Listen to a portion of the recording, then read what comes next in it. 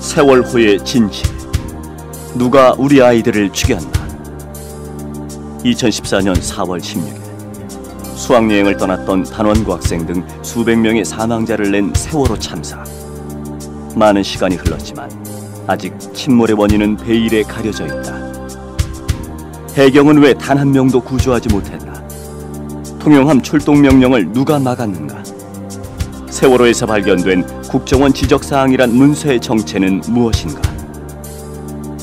수많은 의혹에 휩싸인 세월호 참사의 진실을 찾기 위해 방대한 자료들과 과학적인 근거들로 정부 발표를 조목조목 반박하고 있는 카이스트 곽동기 공학 박사의 신작 세월호의 진실, 누가 우리 아이들을 죽였나?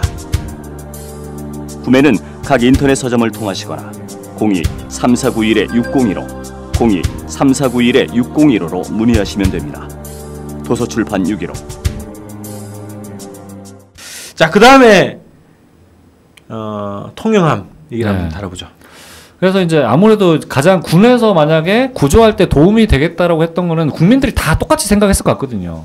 통영함 투입해야 된다. 그래서 이제 통영함이 사실 그 천안함 사건 이후에 군에서 강력하게 요구를 해가지고 이제 구조가 필요하다. 해상 구조 능력이 안 되니까. 이래서 이제 막 여기저기 돈도 끌어다 쓰고 어마어마한 돈을 투입해가지고 건조를 한 배잖아요. 1,600억 들었답니다. 그렇죠. 1,600억 원을 들여서 이제 건조를 해서 이제 막 그 성능 시험도 하고 해가지고 우리 국민들은 전부 다 저 배가 지금 작전 중이다라고 다 알고 있었어요, 그죠? 다 알고 있는데 실제로 당일날 통영함이 투입이 되지를 못했습니다. 나중에 이제 일단 통영함이 어떤 배인지 좀 살펴보도록 하겠습니다. 일단 보시면 이제 어마어마한 배죠. 그러니까 사진으로 보시면 일단은 전체 이제 배수량은 3,500톤 가량 되고 속도는 21노트. 그리고 이제 구조 능력이 어마어마한데요. 일단 이제 인양 능력이 그 뭡니까? 한국에서 가장 큰 배, 그 독도함이라고 하죠. 그 독도함을 얼마든지 끌어당길 수 있는 그런 인양 능력을 가지고 있고, 그리고 이제 저기 보시면 여러 가지 재원들이 있는데 그 하단 이제 배 한미 쪽에 보시면 사이드 스캔 소나라고 해서 그 배 측면들을 다 수중 소나로 촬영할 수 있는. 그래서 이제 보통 소나를 쏘면은 밑바닥밖에 볼 수가 없는데 그 저거는 이제 배 측면까지 전부 다 볼 수 있어서 입체적인 촬영이 가능한 그런 소나를 탑재하고 있고, 그리고 이제 중요한 것은 감압 체인버 시설이 있습니다. 그래서 잠수사들이 장기간 그 잠수 활동을 펼쳤을 때 구조 작업을 펼치고서 올라오면서 이른바 잠수병이라고 하죠. 그래서 이제 그 몸속의 질소를 제거하는 그런 장치들을 또 확보를 하고 있고. 몇 대가 있다는 거죠, 저기 안에? 저게 정확히는 모르겠는데 하여튼 1인용은 아니고 적어도 3명 이상 이렇게 이제 그 여러 명이 동시에 들어가서 저기 치료를 할 수 있는 그런 감압 체인버라고 알려져 있습니다.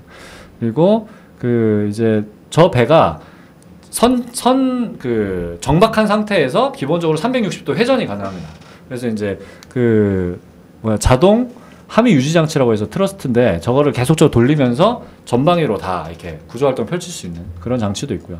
그다음에 이제 또 한 번 논란이 됐던 것이 수중 무인 탐사기였죠. 저 ROV라고 하는데 저게 이제 기본적으로 로봇가 수중 탐색을 할 수 있는 저 기계다. 그래서 저거를 빠르게 투입해야 된다. 이런 얘기들도 많이 있었습니다. 근데 결국에는 이제 통영함이 실제로 그 현장에 투입되지 못하면서 하나도 사용되지 못했죠. 그래서 도대체 왜 저것이 투입되지 못했느냐. 해군 참모총장이 2번이나 명령을 했는데 왜 저것이 투입이 안 됐느냐. 그래서 실제로 군에서 이제 대국민 홍보도 많이 했었어요. 그래서 이제 국방일보 보도를 보시면 2013년이죠. 작년 9월 5일자인데 통영함이 굉장히 구조 능력이 우수하다는 것이 입증이 됐다라는 얘기를 하면서 실제로 이제 그 9월 5일 당시에 거제도 앞바다에서 그 통영함의 대형 함정 예인 능력을 평가를 했고 이미 이때 다 검증이 됐다. 이렇게 얘기를 하면서 마치 그 통영함이 만약에 작전 투입 언제든지 가능한 것처럼 이렇게 보도가 된 바 있죠. 그래서 실제로 나중에 밝혀진 것도 있는데 사고 당일날 해군하고 그 이제 이 배를 실제로 건조했던 대우조선이죠.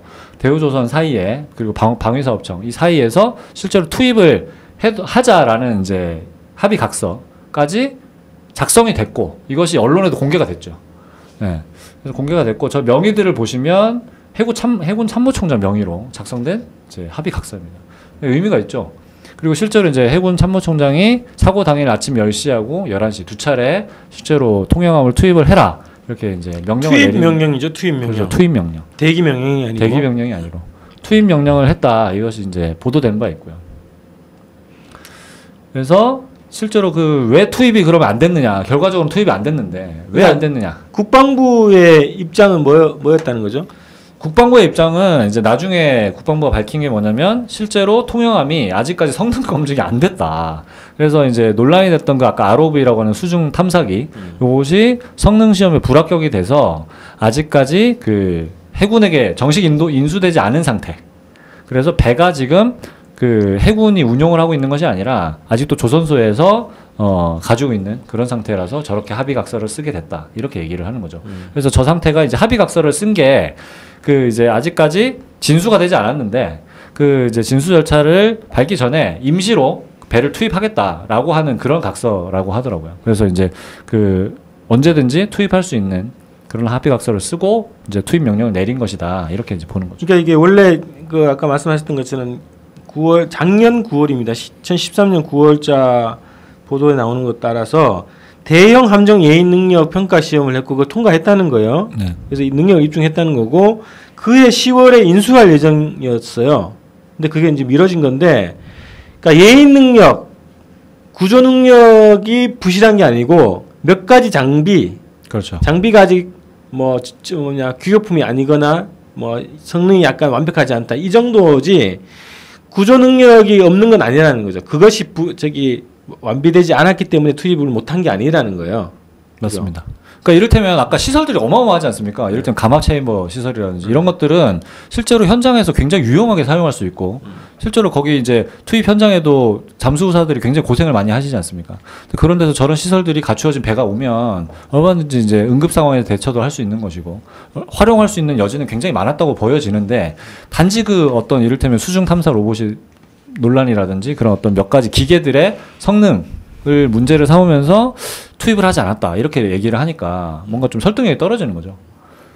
활용할 수 있었으면 얼마든지 활용할 수 있었는데 해군 참모총장이 투입 명령을 내렸는데 이것이 이행이 되지 않은 이유는 뭐냐? 한마디로 이거는 그 윗선의 어떤 개입이 아니고서는 군대 체계상 설명이 되지 않지 않습니까? 그래서 이제 이거 관련해서 그 국민들 사이에 굉장히 논란이 많이 일었는데 마침 그 이제 해군 중령이었던 이제 전역 장교인 것 같아요. 이분이 이제 그 SNS 상에 자기의 소회를 올린 글이 굉장히 오랫동안 회자가 됐었습니다. 저 이제 사진을 보시면 저분이 글을 쓰신 것 같은데요. 주요 부분만 좀 한번 살펴보면 그 내가 아는 합참의장 최훈이 그러니까 이제 해군 참모총장이 일단 투입 명령을 내릴 때는 합참총장과 상의를 할 수밖에 없는 구조잖아요. 그래서 합참총장은 합의를 했을 것이다. 합참의장은 그래서 합의를 했을 것이다라고 얘기를 하고 있고 그 윗선일 텐데 그렇다면 그 윗선은 국방장관이라든지 국정원장. 그러니까 국방장관은 그때 김관진이었죠. 그리고 이제 국정원장은 남재준. 둘 다 육사 출신의 인사입니다. 그래서 육사 출신의 정치 군인들이거나 혹은 대통령이다. 둘밖에 없다라는 거죠. 그 윗선은. 그래서 이런 글을 공개적으로 쓸 만큼 굉장히 이 통영함이 구조 활동에 투입이 되지 않은 것이 굉장히 문제다라는 것을 이렇게 표명을 했었고요. 또 하나는 이제 김선동 전 의원이죠. 전 의원이 해군 참모총장의 명령을 백지화할 수 있는 것은 실제로 합참의장과 대통령뿐이다. 왜냐하면 뭐 국정원장이 실제로 뭐 직속 명령 체계에 있는 건 아니지 않습니까? 체계상으로는 그렇죠. 네, 그렇죠. 그래서 합참의장과 대통령뿐이다. 군령 체계상. 그래서 이런 것들을 종합해 봤을 때는 한 곳으로 좀 모아지는 것 같습니다. 네. 누구라고 굳이 말씀은 안 드리겠는데. 네. 자, 네. 실제로 최은희 합참의장이 해군 출신이잖아요. 대한민국 최초의 해군 참모총장 출신 합참의장인데, 그러니까 최은희 합참의장은 해군 출신이니까 뭐 자기 후배지 않습니까? 지금 해군 참모총장은 그러면 이제 선후배 간의 해사 출신에 딱 이렇게 연계가 있지 않겠나. 그래서 저는 저 중령 예비역 중령의 저 발언에 상당히 신뢰가 가요. 당연히 해군 참모총장이면은 그 선배 합참의장과 상의를 하지 않았겠나. 근데 여기는 해군 라인이고 지금 박근혜 정부의 국방부를 쥐고 있는 김관진, 그리고 김장수 예전에 쥐고 있던 세월호 사건 당시에 남재준 이 사람들은 전부 다 육군 라인이거든요. 대한민국 군이 보면은 이 해군과 육군 그리고 공군 사이에 알력이 상당히 심하지 않습니까? 그렇죠. 네, 지금 이제 뭐 실제로 군 내에서 그런 알력 다툼이 상당히 크기 때문에 한간에서는 우리가 주한미군의 지휘를 받을 수는 있지만 우리가 어떻게 육군의 지휘를 받느냐 뭐 이런 이제 의견들도 군 내에서는 있지 않습니까? 쪽팔린다는 거죠. 예, 그러니까 주한미군의 지휘를 받는 거는 하나도 쪽팔리지 않은데 해군의 지휘를 받는다. 우리가 육군의 지휘를 받는다는 거는 무지하게 이제 쪽팔리는 일이다. 좀 감정적으로 좀 알력이 있다고 봐요. 그러면 실제로 이 해군 참모총장이 통영함을 이렇게 명령을 내렸는데 이것이 거부가 되었다면 두 차례나 저는 지금의 최윤희 합참의장이 만약에 거부한 거라면 한 번에 끝났을 것 같아요. 그러니까 이제 어차피 선후배 간에 따지고 보면 사석에서는 뭐 형님하고 할 수도 있지 않습니까? 그런데 이거를 또 명령을 또 내렸다고 하는 건 좀 말이 안 맞지 않는가? 그렇죠. 이게 두 번 명령을 내렸다는 게 좀 의미가 있는 것 같아요. 그리고 박근혜 대통령이 사라진 7시간의 논란에 지금 휩싸여 계시지 않습니까? 네. 이걸 빨리 규명하셔야 되고 안타까워요. 예, 그래가지고 대한민국의 좀 국위를 대한민국의 자존심을 다시 세워야 되는데 그 사라진 7시간이 논란이 제기되는 상황에서 대통령이 그것도 두 차례나 매우 구체적이잖아요. 통영함의 출동을 제지했다는 것은 이게 좀 애매하지 않습니까? 대통령이 직접 하진 않았을 거다. 예. 그 대통령이 통영함은 무리지요 이런 이야기를 했을까 하는 통영함이 뭔지도 모르실 텐데. 7시간에 대해서도 해명이 안 되는데. 그렇죠. 그 한간에 뭐 논란들도 있고 지금 일본의 산케이 신문가 법정 투쟁 중에 있지 않습니까? 그렇죠. 심각한 투쟁이. 그러면은 이게 네. 실제로 출동을 막는 과정은 구체적으로 어떤 과정을 밟아서 막은 걸까요? 해군 참모총장한테 야 출동시키지 마 이렇게 한 건 아닐 거 아니에요. 그렇죠. 왜냐하면 두 번 그 지시를 했으니까. 예. 그러면 누구를 통해서 이걸 막은 거죠? 일선의 다른 사람들? 일선에 다른 사람들. 그렇게 보시는 건가? 일선의 다른. 아니 그러니까 예를 들면 해군 참모총장이 자기 휘하에 있는 그 통영함을 출동을 명령해, 그죠? 네. 그러면 합참의장의 재가를 받아서 해, 그죠? 합참의장이 재가를 받나요? 그런 구조인가? 상의를 하게끔 돼 있다고 주장을 했어요. 예비역 중령이. 그럼 상의가 됐다고? 그러면 또 명령을 내렸는데 밑에서 항명을 한 거 아니야? 형식적으로 보면. 그렇죠. 그 항명을 할 수 있게끔 뒷배경이 있었겠지. 그 이런 주장도 있잖아요. 일단 이 통영함 자체가 엄청나게 좋은 배라고 알려져 있지만 사실은 이 좀 부정부패로 인해서 엉터리 배다.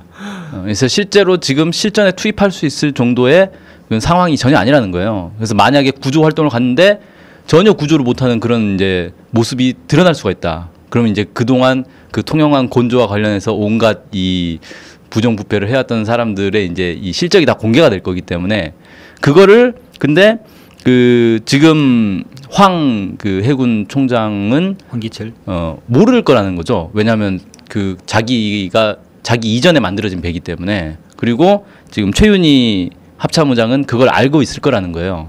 그래서 최윤희 합참의장이 저거 지금 출동하면 안 되는데 저거 들통나는데 라고 해서 막은 거 아니냐. 그런 경우면 이게 두 차례에 걸쳐 가지고 다시 출동 명령을 내릴 리는 없다고 봐요. 왜냐면은 그 해군 참모총장 입장에서는 설사 부족하더라도 일단 가야 된다라는 신념을 가지고 있었던 거고. 그러면 이제 그 둘 간에 합참의장과 해군 참모총장 간에 대화에서 정리가 된다는 거죠. 대화가 안 되는 상대일 수도 있는 거 아닙니까? 그러니까 우리는 당연히 같은 해군 출신이니까 사이가 좋을 거라고 생각하지만 사이가 나쁠 수도 있는 거잖아요. 둘이 이제 사이가 나빠서. 예. 그러니까 합참의장은 이제 보내지 마 그랬는데 자기 지휘라인을 통해서 보내지 마 그랬는데 이 사람은 뭔 소리야 무조건 보내 계속 이러고 둘이서 서로 따로따로 지시를 내리고 있었을 수도 있는 거 아니냐.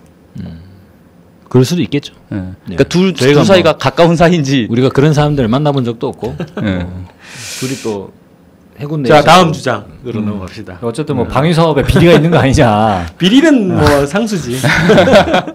비리로 인한 요인으로 실제로 투입되지 않았을 가능성도 뭐 배제할 수는 없다. 뭐 이런 건가요? 네. 아니 어차피 근데 그런 논리면은 어차피 나중에 건조해서 현장 투입할 건데. 아니 저는 비리거나 문제가 있어서 투입 안 했다는 건 잘 납득하기 어려운데 왜냐하면 출동을 안 하면 그게 드러나잖아요. 지금 이제 이 이른바 페이퍼 출동, 서류상 출동이라는 이제 의혹이 있는데 당연히 통역함도 출동팀에 합류가 되겠죠. 구조를 그러니까 뭐 밖에서 경계 업무를 하더라도 당연히 이를테면 비리나 하자가 있는 그런 선박이라면 출동 자체를 안 해버리면 비리나 하자가 있다는 게 드러나 버리기 때문에 출동을 하지 않겠나. 그러면 이제 출동이 아예 불가능한 상태가 돼야 되는데 이것이 출동이 불가능한 상태면은 누구나 다 알고 있지 않겠나. 출동이 불가능하다고 했는데 해군 참모총장이 무슨 소리야? 그래도 출동시켜! 라는 거는 앞뒤가 안 맞잖아요. 그래서 이것이 구조가 힘들었다고 하면 그럴수록 대한민국 사회의 일반 통념상 그죠? 일단 출동시켜 놓고 대충 서류로 마사지하거나 뭐 최선을 다했는데 뭐 안타깝습니다 이러고 그래도 출동했다 그러고 이제 가가지고 뭐라도 하나 뭐 끄집어 내리는 뭐 신용을 하고 사진 막 찍고 그렇게 했을 것 같아요. 그렇죠. 이게 움직이는데 막 시간이 너무 오래 걸려. 예. 그래서 이미 이제 배는 깔아앉았고 할 수 있는 게 뭐 별로 없더라. 이랬으면 더 자연스러울 수도 있겠다는 건데 굳이 출동을 안 시킨 이유가 의혹에 입사했다는 거고 거기에 그 G 라인을 보면 최종적으로는 그죠 그런 체계가 되는 거죠. 그렇죠. 참모총장 지휘 라인상 규명을 해야 될 것이 굉장히 크다 이게 사실. 근데 이제 우리 대통령께서는 7시간이 지금 비어 있기 때문에 대통령이 직접 안 했을 가능성이 혹여라도 있을 수 있으니까 조사가 필요하다 이런 거고요. 실제로 저는 해군 참모총장이 2차례 명령을 내렸다는 데서 이게 이른바 그 뭐 한간에 조선일보나 이런 데서도 이제 뭐 사설에 나오기도 했는데 비선 라인 있잖아요. 그러니까 이제 군 체계 거기에 나오는 비선과는 다른 거지만 군 체계 상에서 설명될 수 없는 이제 영향력으로 보면 뭐 그거는 이따가 잠깐 언급할 시간이 있습니다. 죄송합니다. 네. 제가 뭐 다음 주제에서 얘기를 하죠. 자, 그래서 어쨌든 구조 관련하는 건 이렇게 돼 있어요. 이런 상황이고 통영까지 만무를 했고 지금 이 세월호의 진상을 규명하는데 혹은 진실을 파악하는데 국방부가 예전하고 다르게 협조를 하지 않은 정황이 속속들이 드러나고 있다는 거죠. 네, 굉장히 지금 난색을 표명하고 있는데요. 이게 잠깐 다시 한번 살펴보시면 기본적으로 이제 어제 유가족 분들께서 그 사고 당시 해군 작전에 대해서 증거 보정을 신청한 것이 보도가 됐었죠. 그래서 했고 그 법원에서는 받아들였고 그래서 군에서도 입장을 냈습니다. 그 기본적으로 신청한 내용을 보면 그 침몰 지점 세월호가 침몰한 지점에서 반경 5km에 해당하는 그 범위에서의 레이더 영상과 각종 교신 기록들을 녹취록들 이런 것들을 우리가 증거로 보존해야 된다 이렇게 주장을 했고 일단 법원은 오케이 이렇게 이제 한 상태고요. 근데 이제 군의 입장을 보면 왜 이걸 왜 신청하느냐 먼저 좀 살펴보겠습니다. 왜 신청했느냐 이렇게 입장을 좀 들어보니까 일단 첫째 일각에서 제기되고 있는 참사 당시에 세월호의 외부 충돌설을 규명할 필요가 있다. 의혹을 해소해야 된다. 그리고 두 번째는 저희가 방송에서 다뤘던 것처럼 당시 그 사고 해역 주변에 있던 해군 함정들이 실제로 존재했느냐 이른바 페이퍼 출동이라고 얘기하는 이것들이 실제로 검증이 돼야 된다. 이거 두 가지 이유를 들어서 이제 군에 대한 증거 보전 신청을 한 거죠. 저기가 삼함대가 관할하는 레이더 반경 지역인가요? 삼함대가 관할하는 데인가?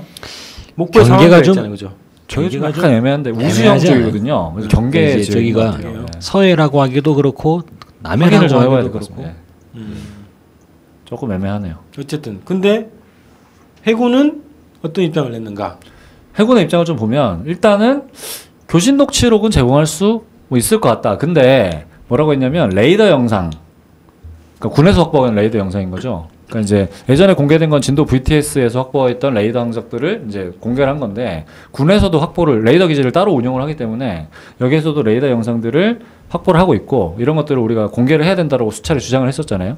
근데 여기에서 그 군 레이더 영상들의 정보는 2급 비밀이고 비밀 취급 인가자만 다룰 수 있기 때문에 제출할 수 없다 법원에 이렇게 이제 거부를 한 거죠 지금. 근데 이제 군에서 이렇게 입장을 발표를 하니까 당연히 그러니까 전후 맥락을 잘 모르면 이것이 그냥 당연히 이건 일각에서 벌써 그런 반론들이 나오지 않습니까? 유가족들이 예. 어떻게 작전 기밀을 요구를 하느냐 이렇게 얘기를 하는데 실제로 과거 사례들을 보면 어떤 해상 사고 뭐 이를테면 새누리당이 주장하는 것처럼 교통사고지 않습니까? 아니 그거 하는데 무슨 지금 작전 군사기밀까지 사실 그것까지 다 필요 없는 거고 그냥 페이퍼 그 출동 했느냐 안 했느냐 이런 거 확인하는 건데 그런 거 입증할 수 있는 자료들은 얼마든지 제출할 수 있지 않냐 하는 게 기본이 있는데 과거에 좀 사례를 보시면 2007년도에 태안에서 어마어마한 기름 유출 사고가 있지 않습니까? 있었죠. 이때 당시에 그 충남 태안 앞바다에서 그 해양 경찰이 수사를 하는데 사고가 언제 발생했냐면 이제 2007년 12월 7일 날 발생을 했습니다. 근데 그 당일 날 다음 날 바로 그 태안 해경이 발표한 바에 의하면 그 사고 직후 군 레이더 기지에서 확보해 있는 사고 선박의 항적도를 이미 확보를 했다라는 거예요. 그러니까 수사에 얼마든지 협조를 할 수 있는 거죠. 과거에 이런 것들은 다 수사 협조를 했는데 왜 지금은 안 된다고 하는 거냐는 거예요. 그 이미 그 군에서 확보하고 있는 레이더 항적에 대한 얘기들은 지금 유가족들이 증거보전 신청을 하기 전에도 수차례 항적 자체가 의문이 되기 때문에 레이더 영상들을 다각도에서 분석을 해야 된다라고 민간 영역이든 뭐 다른 전문가들이든 계속적으로 제기를 해왔던 반대 함부로 일관해왔던 거죠. 근데 이제 와가지고 못하겠다라고 얘기하는 것이 전혀 설득력이 없다. 이렇게 볼 수 있을 것 같고 심지어 천안함 사건 때도 군에서 군사 기밀이라고 얘기를 하면서 공개를 못하겠다고 계속 얘기를 했지만 결국에는 나흘 만에 공개를 했지 않습니까? 열상 감지 영상을. TOD 영상 그렇죠.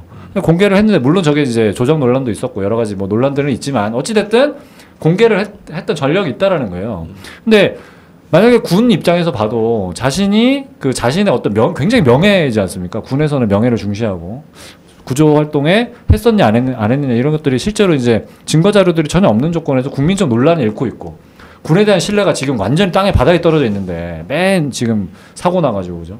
이런 상황에서 오히려 군 입장에서 적극적으로 해명하는 게 저는 오히려 합리적이지 않겠냐라는 생각이 들고 그런 입장에서 그런 관점에서 봤을 때 저기 이번에 발표했던 저 군의 입장 그러니까 레이더 관련 자료는 군사 기밀이라 못 주겠다라고 얘기하는 게 오히려 군 입장에서 더 불리하다 지금. 그래서 오히려 그런 태도 자체가 더 이게 단순한 사고가 아닐 것이다라는 추측을 할 수밖에 없는 거예요. 그렇죠. 그러니까 이전에는 다 적극적으로 군인의 레이더 영상까지 다 공개를 했는데 유독.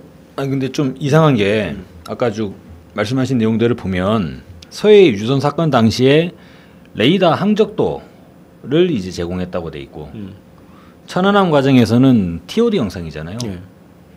레이더 영상이 아닌데.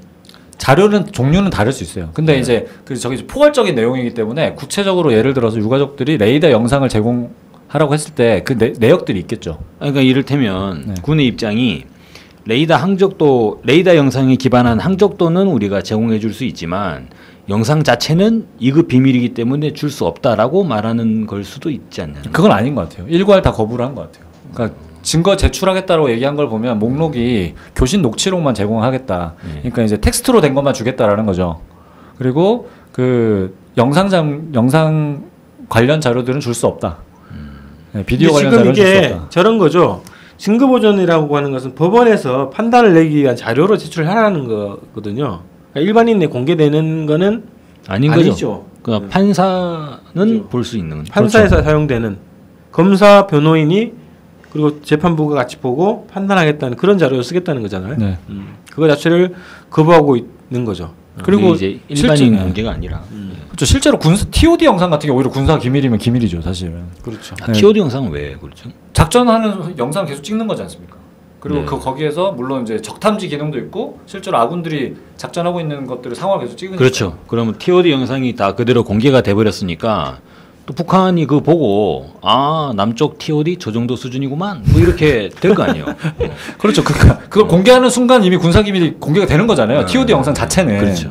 그러니까 그런 어떤 질적인 수준을 가지고 있다고 보는데 레이더 영상 아주 포괄적인 범위인데 이 중에서 공개할 수 있는 게 하나도 없냐.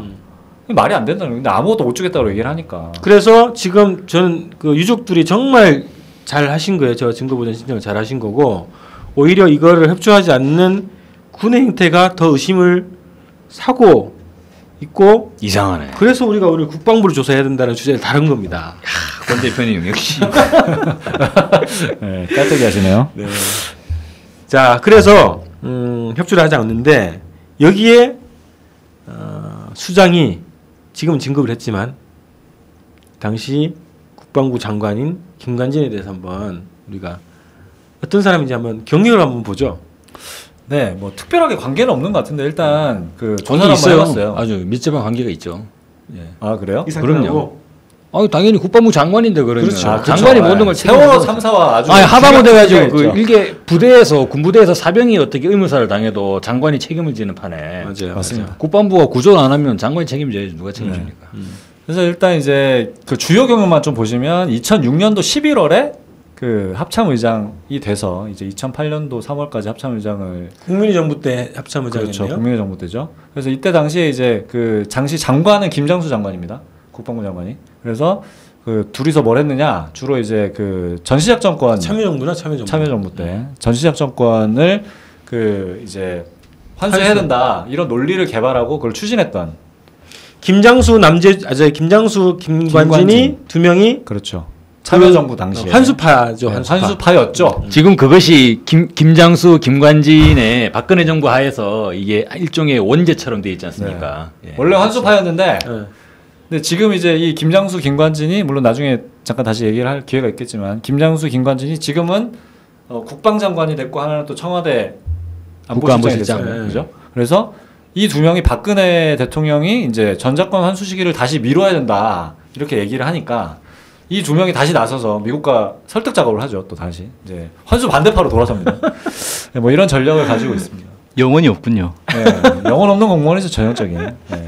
뭐 일각에서는 이 밀리터리 쪽에 많이 관심을 가지고 계신 분들은 김관진이야말로 진정한 뭐 군인이다. 뭐 이런 얘기들도 해요. 뭐 대북 강경 발언을 워낙 많이 하다 보니까 그러니까. 뭐 이를테면 뭐 북한이 도발하면 원점 타격해야 된다 이런 얘기들을 수도 없이 하지 않습니까? 그러니까 일각에서는 이 김관진을 보고 진정한 군인이다. 우리 정말 우리의 진정 국방장관이 드디어 나왔다.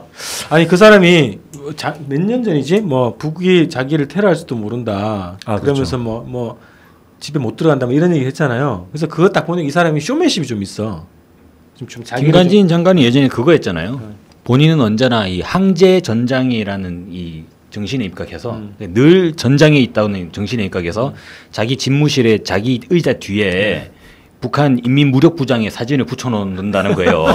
네? 그렇죠. 그게 언론사 칼럼으로 보도가 된 적이 있는데 좀 쇼맨십이 있는 거예요. 그러니까 쇼맨십 있는 사람이 기회주의자예요.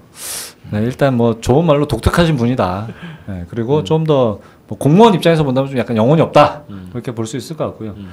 그래서 이제 이 김장수 그리고 김관진 그리고 이제 또 하나 이제 아까 얘기 나왔던 게 그 예비역 중령 해군 중령 입에서 나왔던 것이 이제 정치군인 이른바 남재준 얘기를 또 안 할 수가 없는데 지금은 이제 퇴임을 했죠. 국정원장으로 일을 하다가 근데 이 세 명이 전부 다 이제 육사 출신이고 김장수 같은 경우는 27기 그리고 이제 김관진이 육사 28기 그리고 이제 남재준이 제일 선배입니다. 25기 이렇게 해가지고 다들 이제 육사 출신이다.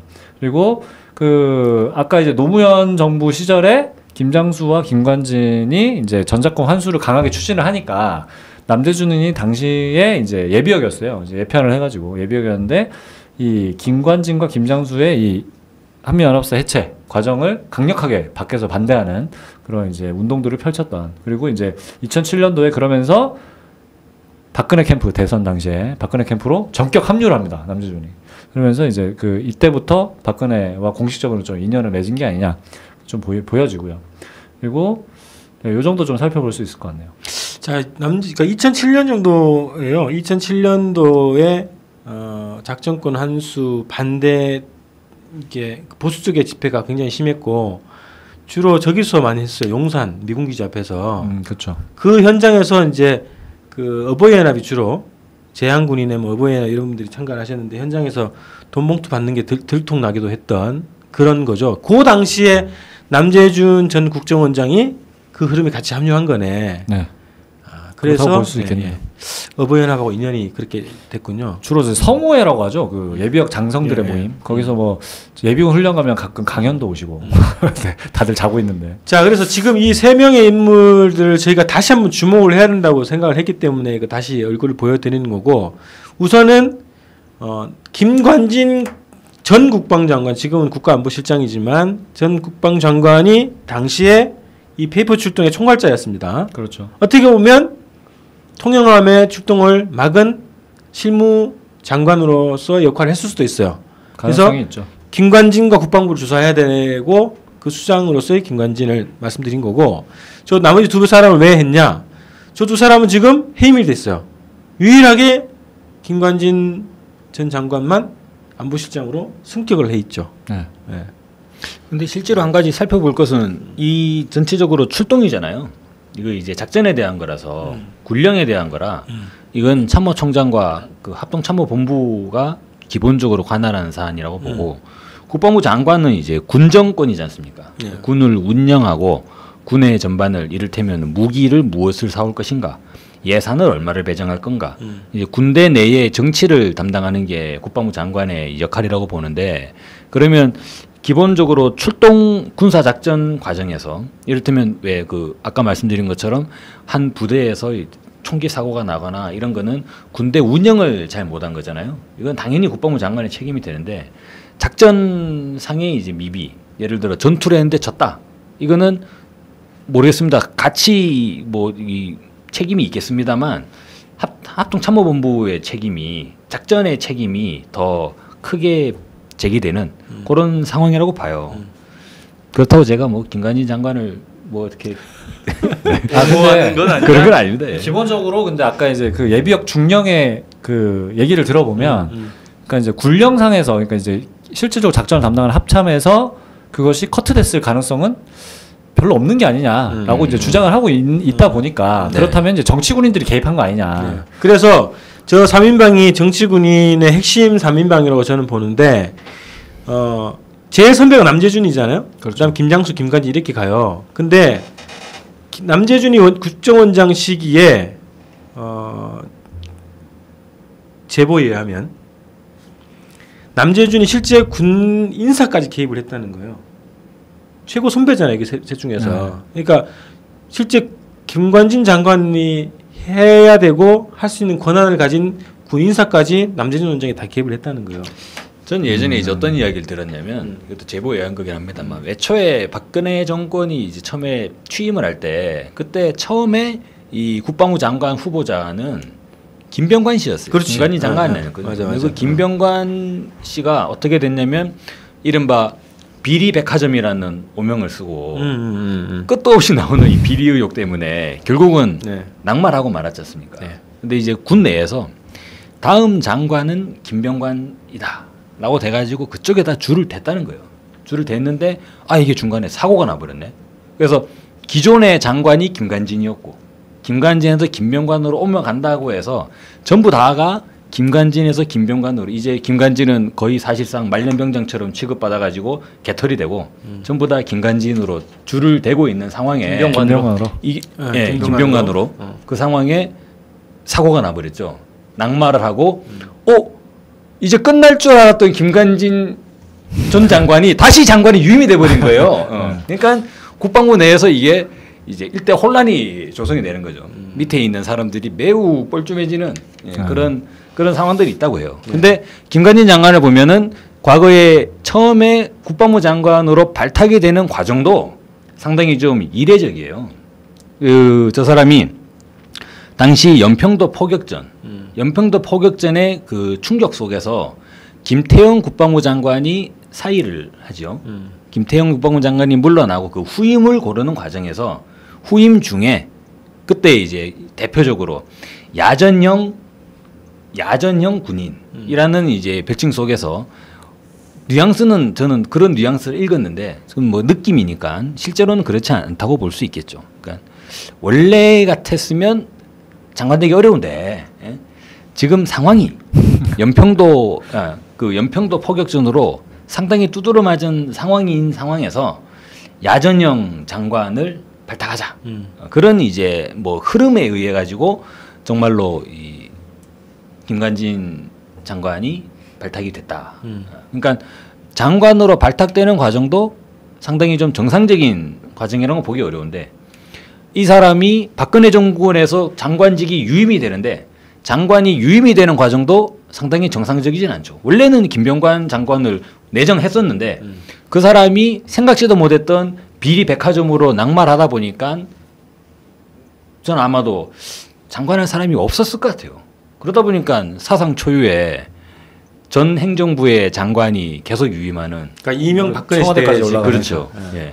그런데 그 다음에는 어떤 상황이 되냐면 이제 문제는 어떻게 되냐면 남재준, 김장수 이 투톱 라인이지 않습니까? 실제로는. 그리고 이제 이거는 사실 좀 한 사람을 뭐 그런 의견이니까 여론이 있어요. 그러니까 김관진 장관이 과연 머리가 있냐? 머리가 없지 않냐? 그래서 저것을 쓰리탑으로 볼 수 있냐? 실제로는 투탑이다. 근데 박근혜 정부, 박근혜 대통령의 입장에서 본다면 남재준 원장을 잘라내면 모든 군이 다 김장수 실장으로 무게중심이 이동해버리고 김장수 실장을 자르자니 모든 군이 다 남재준 원장 쪽으로 쏠려버릴 것이고 박근혜 대통령의 권한이 약해지는 그런 상황이 되니 그래서 저는 실제로는 개인적으로 어떻게 생각했냐면 저 아무도 안 잘릴 것이다 라고 생각을 했는데 박근혜 대통령은 신의 한 수를 둘 다 잘라버리는 네. 둘 다 동시에 잘라버리는 그러면서 김관진 장관은 국가안보실장으로 올라가 버리는 그런 모습이 보여지더라고요. 네. 그래서 저는 상당히 저 사람이 물론 이제 지금 대북강경 발언들을 계속적으로 내뱉고 있는데 그걸로 자신을 좀 포장하는 것 같습니다. 근데 상당히 쇼맨십이 있고 그런 이 정치적 감각이 없지는 않은 그런 사람이지 않나. 자, 그래서 이 세 사람을 왜 보여줬냐면 금방 저기 그 김병관 국방부 장관 후보자 시절에 비리가 계속 나왔잖아요. 그렇죠. 그 비리를 제보한 측이 이 세 사람 중에 한 명이라는 거예요. 그래서 언론에 보도자료를 냈던 사람 중에 한 명이 이 안에 있는 거야. 누군지 정답은 언제 모르겠어요. 누군지 뭐 짐작하는데. 근데 정답을 근데 이미 뭐 정답을 말씀하신. 그리고 또 하나는 아까 말씀드렸지만 군인사까지 남재준이 직접 개입을 했다는 거야. 그럼 불만이 상당히 있고 알력 관계가 있는 거야, 이 세 사람이. 그러면 통영함에 출동을 막은 것도 남재준일 가능성이 농후하다는 거지. 네. 김관진 물 먹이려고. 모르죠. 아니면 국정원의 작전에 이거 기수를 보더라도 김장수 실장이 더 선배고 그리고 실제로 김장수 실장이 장관 때 김관진 장관이 합참의장이었으니까 남재준 원장이 생각하기에 나의 적수는 김장수라고 생각을 하지 김관진이라고 생각하지 않을 것 같아요. 그래서? 그래서 물 먹인다면 이제 김장수 국가안보실장을 물 먹이려고. 근데 통영함은 제가 볼 땐 그래서 군령 체계로는 뭐 국방부 장관일 수도 있지만 실질적인 권력을 남재준이 갖고 있었기 때문에 만약에 이 세월호 사건 자체가 어떤 기획설이나 국정원의 어떤 작품이었다고 하면 국정원의 작품에서 배제를 시키는 거죠. 그런 쪽으로 볼 수 있기 때문에 그럼 그런 과정으로 남재준 원장이 사퇴한 건가요? 모르죠, 그 말씀이죠. 어쨌든 남재준이 그런 작용을 했을 가능성이 농후하다고 저는 판단을 합니다. 그래서 이 세 사람의 얼굴을 왜 이런 생각이 드냐면 박근혜 정부 계속 얘기가 책임질 사람은 책임졌다는 식으로 얘기하는 것 같아가지고 그게 남재준이다. 그러지 않을까? 그렇죠. 사실 뭐 남재준 원장 같은 경우는 계속 오늘 내일 하고 있었잖아요. 왜냐하면 오늘 내일 하면서도 안 잘리는. 뭐 기본적으로 대선부터 시작해서 이제 뭐 국정원 간첩 조작 사건부터 해서 연이어 계속 조작 사건이 터지는데 그 와중에서도 절대적 신임을 받는 실세 중에 실세였죠, 사실. 자, 그 다음에 몇 가지 이제 그 국방부를 조사해야 된다는 제 주장을 좀 이렇게 대충 이제 마무리 좀 하면서요. 나머지 그 외에 밝혀야 될 것들, 이 군 관련해서 몇 가지만 좀 정리를 하고 좀 마무리를 하죠. 자, 우선 저희가 계속 약간 헛다리 짚었던 게 있는 것 같은데 세월호가 유일하게 국정원에 보고 제일 처음 보고하게 되어 있는 배다. 이상하다. 국정원 소유가 아니냐 세월호가 이런 주장을 해왔는데 그리고 오하마나호는 유일하게 제2함대에 보고하게 되어 있는 배다. 이상하다. 이렇게 했는데 그게 아니라면서요. 예, 그게 아니었습니다. 그 국민 TV에서 이미 보도를 했더라고요. 8월 초에 확인을 못했는데 오하마나 세월호가 이제 국정원에 이제 처음 비상 연락망 1번으로 이렇게 연락을 하게 돼 있는데 그 취재 결과를 보니까 오하마나호도 처음에는 국정원으로 되어 있었다. 그 비상 연락망 연결이 사고 보고 개통도죠. 네네 사고 보고 개통도 비상 연락망이 그렇게 되어 있는데 그 지금도 그 오하마나호 가면은 그 조타실에 걸려 있다 그래요. 국정원으로 돼 있는 것이. 근데 지금은 모르겠습니다. 그러니까 취재 당시에. 근데 이제 그것이 그 국정감사 과정에서 혹은 뭐 이 자료가 외부에 공개되는 과정에서 최초 비상연락망의 최초 보고 개통이 제2함대로 이미 변경돼서 보고가 된 거죠. 공개가 된 거죠. 그런 과정이 있었다고 하더라고요. 그러니까 국정조사 자료에 보고가 되면서 그렇게 확산이 된 건가요? 네, 그래서 저희가 알고 있는 게 오하마노는 희한하게도 유일하게 제2함대로 보고 개통이 있다.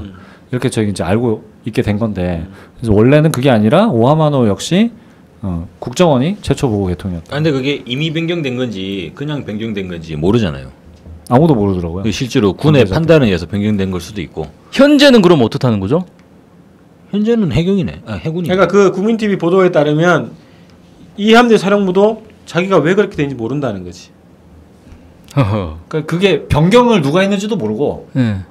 왜 그렇게 되었는지도 모르고 실제 변경이 된 건지 아니면 그러니까 실제 그런 건지 자료 제출만 그렇게 한 건지도 모르고 자료 제출만 그렇게 또 돼 있는 건지도 근데 확인이 안 되는 거예요. 확인되는 건 오하마나호에서도 사고 보고 개통도에 1번이 국정원이라는 것이 확인은 된 거예요, 그거 실질적으로. 그거는 확실한 거죠. 근데 그걸 누군가 숨기려고 했다는 거 아닙니까 지금? 그렇지. 그걸 바꿨다라고 하면 청해진 해운은 알지 않을까요? 그러니까 두 가지요. 세월호하고 오하마나호 두 배가 다 국정원 관리였고 관리 대상이었다는 게 가능하고 그렇게 되면 청해진 해운 자체가 국정원 관리. 국정원의 관리 기업일 수도 있다. 이렇게 하나 추측이 되는 거고. 네, 그러니까 이게 계속 보강이 되는 거죠. 그러니까 이제 최초의 그 컴퓨터, 그죠? 노트북이 처음에 건져 올려지고 거기에서 국정관리사항이라는 한글 파일이 나타나게 되고 거기에 보니까 무슨 화장실 타일을 갈라는 동 이런 것들이 국정관리 지적사항으로 되어 있어서 이미 논란이 되고 있지 않습니까? 이게 실제로 국정원 소유 아니냐라는 과정에서 세월호만 그런 게 아니라 오하마나호까지도 국정원이 보고 개통이었다라는 게 되니까 그러면 이게 청해진 해운이라는 회사 자체가 국정원과 밀접하게 관련이 있는 거 아니냐라고까지 지금 의혹이 확산되고 있는. 야, 그거 확인해봐야겠네. 오하마나호의 지적사항 파일을 찾아야겠네. 관리하는 그런 흔적들이 있겠죠. 이미 다 없어질 것 같은데. 그러니까 이게 뭐 찾을 수 있으면 찾아봐야지. 아니 오하마나호는 침몰 안 됐잖아. 침몰 안 됐죠. 지금 있으니까 거기 안에. 아니 상황이 이렇게까지 갔는데 다 없애지 않았겠어요? 그러니까 어쨌든 뭐 보고를 하다 했던 그게 우리 이 방송을 듣고 바로 삭제할 것 같습니다. 절대 권력은 절대로 그런 거 하지 않아요. 그냥 냅둘 것 같아. 그래요. 뭐 굳이 뭐 누가 날 건드려. 어쨌든 그래서 이게 우리 이거를 확보해야 된다는 주장을 합니다. 예, 그래서 요 관련해서 이제 국정원과 청해진 해운 간의 관계가 심상치 않다. 예, 이게 하나의 설이 아니라 이제는 좀 물 위로 점점 떠올라오는 이런 상황이 아니냐. 예, 그래서 그 외에 밝혀야 될 것들 첫 번째 오하마나호가 국정원에 이것도 세월호와 마찬가지로 첫 번째로 보고하게 돼 있고 그래서 이 배도 국정원 지적사항의 대상일 수도 있다. 그 자료 한번 구해보자 이런 거고요. 그 다음에 군사적인 문제 관련해서 사고 초기에 정부가 국방부나 정부가 발표하는 입장들이 있어요. 요거에 관련해서 해명을 해야 될 것, 해명이 필요하다, 조사가 필요하다 싶어서 그 당시에 정부 국방부의 입장을 몇 가지 좀 소개를 하고 우리가 좀 검증을 좀 해보고 좀 마무리를 하죠. 자, 이게 저런 겁니다. 그 세월호 이제 사고 뭐 침몰 구조 과정에서 뭐 정부 측 주장은 그거죠. 요원비어가 막 난무하고 있다. 그래서 대통령이 직접 뭐 그런 얘기했죠. SNS 인터넷 통해서 온갖 유언비어 루머가 많다. 진원지를 끝까지 추적해서 그들의 행동에 책임을 지도록 해야 된다. 뭐 이렇게 강경하게 사고 초기에 그런 입장을 밝혔어요. 6월 21일 날. 그러면서 이제 그 관련 유언비어 몇 가지 중에 국방부가 얘기했던 정부가 얘기했던 얘기가 이런 겁니다. 첫 번째, 잠수함 충돌설이 막 한때 많이 나왔잖아요, 그죠? 그래서 그거에 관련해서 국방부가 군은 이렇게 설명합니다. 완전한 유언비어면서 사고 해역 내에 우리 해군은 물론이고 우군이나 제3국 잠수함조차 없었다. 세월호 침몰 당시 인근 해역에서 잠수함 작전은 없었고 연합 훈련도 끝나서 미국 잠수함은 모두 복귀한 상태. 더구나 해당 지역은 잠수함이 활동할 수 있는 환경이 아니다. 이게 첫 번째 해명입니다. 잠수함 충돌설에 대한 해명이에요. 그중에 이미 잠수함이 활동 가능하다라는 건 증명이 됐잖아요. 어떻게? 천안함 침몰과 관련해서 그 아닌가요? 천안함 사고 수역이 몇 미터였죠? 수심이? 글쎄요. 거기가 더 낮은 걸로 알고 있는데. 거기가 더 낮죠. 네. 얕은 거죠. 네. 거기가 더 얕죠, 그죠? 지금은 여기가 39m, 40m 정도잖아요, 그죠? 그보다 더 낮다 저기가 천안함 저기. 근데 거기서 잠수함 그 대잠 훈련이죠. 그렇죠. 잠수함 추격 훈련 네. 과정에서 일어나는 거지. 그 맹골 수도에 또 이야기했지 않습니까? 이 지역은 암초 완반지대가 아니라서 암초와 좌초를 될 가능성이 없다. 그럼 암초도 없어. 잠수함이 왜 활동할 수 없죠? 그러니까 이게 이상한 거죠. 그럼 여기서 잠수함이 활동할 수 없으면 천안함 침몰 현장에서 북한의 잠수함 주장이잖아요, 정부 주장. 그리고 또 뭐 일부 민간인들은 이스라엘 잠수함이 거기서 작전했다고 하는데 그러면은 이게 앞뒤가 안 맞는 상황이 돼버려요. 북한 잠수함은 암초를 견디는 능력이 있는 거 아니에요? 아주 튼튼하게 잘 만들었나 보죠. 아니 그래서 이게 중앙일보 보도인데 이게 몇 년도인지 모르겠습니다. 중앙일보 보도에 따르면 서해는 온갖 잠수함의 천국이라는 거예요. 중국 무슨 뭐 일본 뭐 미국 뭐 있던 이런 이거는 탐지가 안 되니까 그죠? 몰래 움직이는 거 아닙니까? 그러니까 확인할 수 없는 건데 엄청 많이 활동하고 있다는 거고 서해 지역 자체가. 근데 그런 논리를 보면 잠수함이 활동할 수 있는 환경이 아니라는 주장은 말이 안 된다는 거고 또 하나는 우리 해군은 물론이고 우군이나 제3국 잠수함조차 없었다는 걸 어떻게 알아? 잠수함은 확인이 안 되는데 감시를 계속 하고 있었나 보죠. 진도 앞바다, 진도 앞바다 예전에 그 임자도 목포 임자도 여기 그 통역당 사건 그 지역 아니에요? 북한 잠수정 출연했던. 그렇죠. 북한 잠수정이 출연했잖아요. 60년대, 네. 70년대 그리고 여수 쪽에 돌산도 이런 데도 그 왜 그래가지고 그때 우리 군이 추격해가지고 격침시킨 적도 있고 그러지 않나요? 그렇죠. 잠수함이 활동 불가능하다라는. 그거는 잠수정이고 잠수정. 잠수함은 안 된다? 함은 안 된다? 이런 논리인가? 60년대 또 돌아다녔던 것을 지금 못 돌아다닌다는 건 말이 안 돼요. 그러니까 아까 우리가 링스 헬기를 봤잖아요. 링스 헬기가 물속에다가 소나를 집어넣고 이렇게 가면서 잠수함을 추격하는 거예요. 탐지하는 거예요. 네. 계속 그거 하고 있지 않은 상태에서 잠수함이 있다 없다. 해군은 물론이고 뭐 제3국 잠수함도 없었다. 이런 확언을 어떻게 할 수 있냐고. 말이 안 되지. 오히려 더 의심이 되는 거지. 그렇게 되면. 감시를 하고 있었나 보죠 그 시간에. 야, 그 정도 기술이 될까? 한국 해군이? 작전 중이라 그런 거 아닌가요? 작전 중이니까 파악이 되어 있는 거 아닌가? 무슨 작전을 하고 있었나요 이 시간에? 작전이 끝났다고 하죠. 끝났다는 거죠. 모든 훈련이 끝났고 다 끝나고 없다. 작전은 안 하고 있었다는 연합 훈련도 끝나서 미국 잠수함은 모두 복귀한 상태다. 관심법이네. 천안함 과정에서는 경기만에서 군사훈련을 그 서해에서 했죠. 경기만은 확실하지 않습니다. 서해에서 군사훈련을 했는데도 거기에 잠수함이 있는지 없는지 몰랐다는 얘기를 하다가 지금은 군사훈련을 안 하는데도 다 알아. 야. 군사훈련 안 하니까 아무것도 없다. 뭐 이런 주장이네. 우리가 없어. 그런 거네. 이런 제3국 잠수함이 들어오기도 한다는 또 주장을 하네요, 그죠? 제3국 허락을 받지 않고 들어오긴 하는데 그때는 없었다. 그렇지. 자, 그래서 오늘 그 초반에 그 많이 논란이 됐지만 관심이 좀 옅어지거나 관심 많이 못 돌린 건데 다시 한번 주목을 돌리기 위해서 이 주제를 다룬 겁니다. 국방부가 뭘 했는지를 국방부를 또 철저하게 조사를 해야 된다. 이 진실을 밝히기 위해서는. 그래서 오늘 이 주제를 다뤄봤고요. 한 주제를 다뤄보니까 여러 가지 또 얘기가 좀 많이 나왔네요. 자, 그래서 오늘 세월호 참사 국방부를 조사하라 이런 내용으로 11회를 좀 마무리하고 저희가 다음 주는 추석 연휴라서 한 주를 쉬고요. 그 다음 주와 그 이후에 몇 가지 좀 준비를 한 게 있어요. 하나는 세월호와 칼 8582 사건. 요거를 한 주제로 다룰 거고요. 그 칼 8582는 87년 칼인가요? 87년 칼. 네. 그다음에 세월호와 천안함 이 주제로 또 한번 다루게 될 겁니다. 그리고 저희가 한 2주 뒤에 보면은 그 CCTV 관련해서 제 예상은 뭐 이번 주에 또 새로운 뭐 증언들과 증거 자료들이 공개될 것 같거든요. 그래서 그걸 가지고 2주 후에 그 내용을 또 한번 다시 다루고요. 또 새로운 주제를 가지고 또 찾아뵙는 걸로 하죠. 3주 뒤에는 천안함과 세월호와 칼 8582 87년 대선 직전에 있었던 그 사건을 주제로 다루도록 하겠습니다.